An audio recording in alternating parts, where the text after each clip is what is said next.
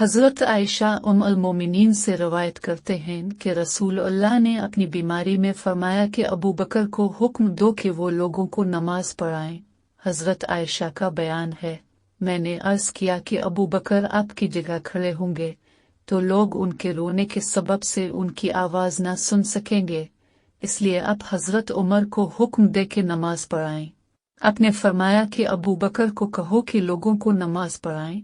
आयशा का बयान है कि मैंने हिफ्सा से कहा कि तुम नबी से अर्ज करो कि हज़रत अबू बकर जब आपकी जगह पर खड़े होंगे तो उनके रोने के सबब से लोग उनकी आवाज़ सुन न सकेंगे, लिहाजा उमर को हुक्म दीजिए कि वो नमाज पढ़ाएं। चनाचा हिफ्सा ने ऐसा ही किया तो रसूल अल्लाह ने फरमाया कि तुम यूसुफ की साथी औरतें हो, अबू बकर को हुक्म दो कि लोगों को नमाज पढ़ाएं। हज़रत हिफ्सा ने हज़रत आयशा से कहा कि मैंने तुमसे कभी कोई भलाई नहीं पाई। नसरी से रवायत करते हैं, मोहम्मद बिन जबीर बन मुतम ने भी इसका जिक्र किया था कि मैं मालिक के पास गया, इनसे पूछा तो उन्होंने बयान किया कि मैं चला ताकि हज़रत उमर के पास जाऊं।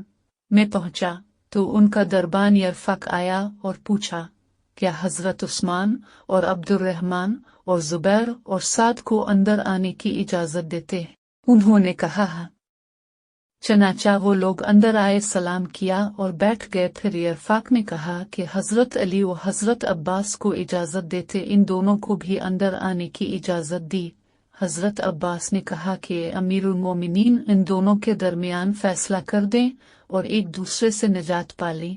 हज़रत उमर ने उनसे कहा कि सब्र करो, मैं तुम्हें अल्लाह का वास्ता देकर पूछता हूँ कि जिसके हुक्म से आसमान और ज़मीन कायम हैं, क्या तुम जानते हो कि नबी ने फरमाया कि हमारा कोई वारिस न होगा, हमने जो कुछ छोड़ा वो सदका है, और ये नबी ने सिर्फ अपनी ज़ात के मुतालिक फरमाया? इन लोगों ने हाँ आपने फरमाया है। फिर हज़रत उमर हज़रत अली और अब्बास की तरफ मुतवज्जे हुए और कहा कि मैं अब दोनों को अल्लाह का वास्ता देकर पूछता हूँ, क्या आपने ये फरमाया? उन्होंने कहा। हज़रत उमर ने कहा कि मैं तुम लोगों से इसकी हकीकत बयान कर दूँ। अल्लाह ने अपने रसूल को इस माल में से एक मखसूस हिस्सा अता किया जो आपके अलावा किसी को नहीं दिया, इसलिए कि अल्लाह ताला फरमाते हैं, माफ़ाकल्ला अली रसूला मन हम फुमा व जिफ्तुम, तो ये ख़ास रसूल अल्लाह के लिए था। फिर अल्लाह की कसम, रसूल अल्लाह ने तुम लोगों पर तरजीह दी, बल्कि ये तुम्हें को दे दिया और तुम्हें मैं तकसीम करता हूँ, हत्ता कि इसमें ये बाकी माल बच गया। और नबी अपने घर वालों के लिए 1 साल का खर्चा रखते थे, फिर बाकी को अल्लाह के रास्ते में खर्च कर देते थे। नबी ने जिंदगी भर इस तरह किया। मैं तुम लोगों को अल्लाह का वास्ता देकर पूछता हूँ, क्या तुम लोग इसको जानते हो? उन्होंने कहा हाँ। फिर अल्लाह ने नबी को उठा लिया तो हज़रत अबू बकर ने कहा कि मैं रसूल अल्लाह का वली हूँ। चनाचा इस पर उन्होंने कब्जा कर लिया और जिस तरह रसूल अल्लाह करते थे इसी तरह उन्होंने भी किया, और हज़रत अली और इब्न अब्बास की तरफ मुतवज्जे होते हुए कहा कि आप दोनों इस वक्त मौजूद थे और आप दोनों गुमान करते थे कि हज़रत अबू बकर ऐसे ऐसे हैं, हालांकि अल्लाह जानता है कि वो इस मामला में सच्चे थे, नेक थे, रास्ते पर थे, हक के ताबे थे।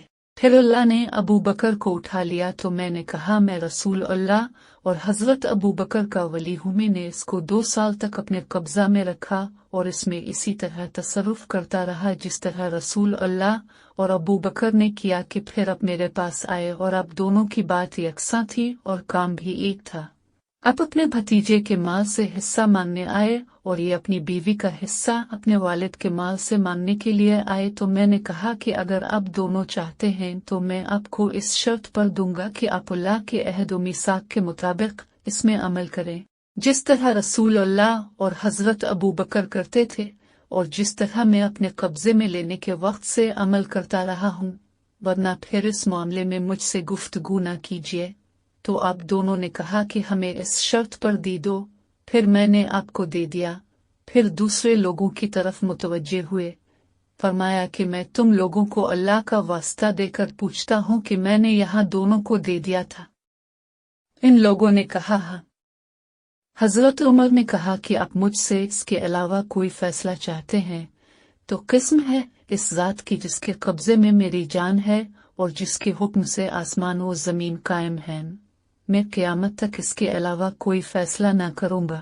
اگر آپ اس کے انتظام سے عاجز ہیں تو ہمیں واپس کر دیجیے، میں آپ کی طرف سے اس کا انتظام کروں گا۔